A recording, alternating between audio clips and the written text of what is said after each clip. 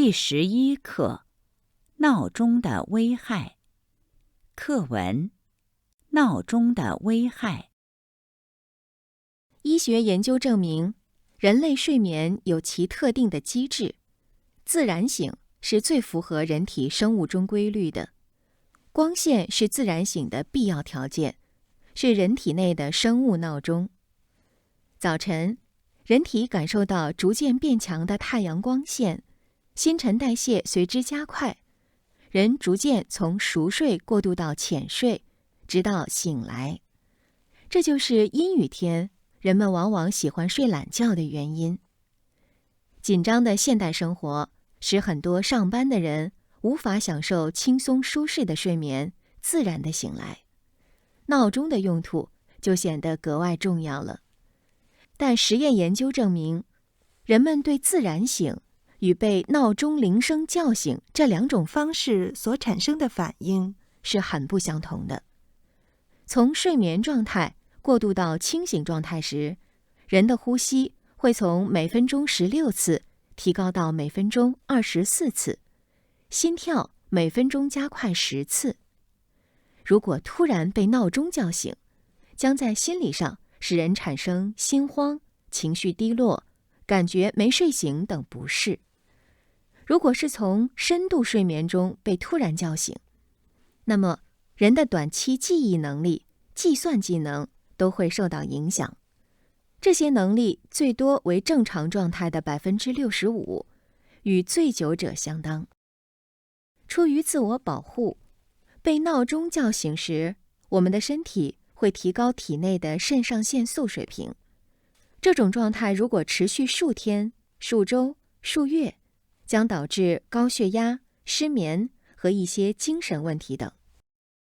研究发现，突然被闹铃惊醒的人比自然醒的人血压更高，心跳更快。对此，专家解释说，人在睡眠时，身体会发生一些变化，因此人们在早上醒来时更容易发病，而闹铃则会使发病的可能性变得更大。如果你必须定个闹钟，应采用柔和的声音或音乐。各种醒来方式中，当然是自然醒最符合我们的愿望。可谁能替你拉开窗帘，让阳光照进来呢？近年来，市场上出现了一种新的电子产品，名为光闹钟。它能在室内模仿早晨自然光线的变化，通过光线的作用，使人在设定的时间里自然地醒来，可避免传统闹钟突然惊醒对人体健康的伤害。希望这样能向真正的自然醒走近一点，再走近一点。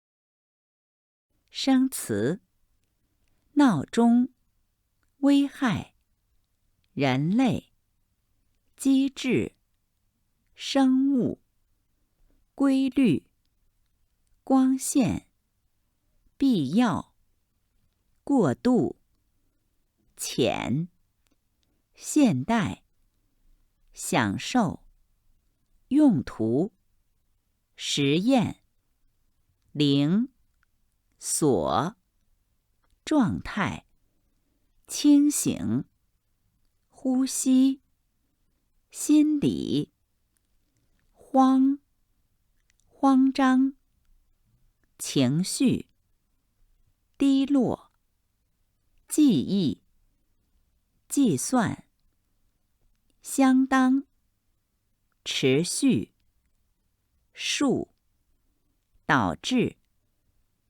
失眠、精神、专家、采用、柔和、愿望、窗帘、市场、产品、模仿、避免、传统、科学名词、生物钟、新陈代谢、肾上腺素、血压、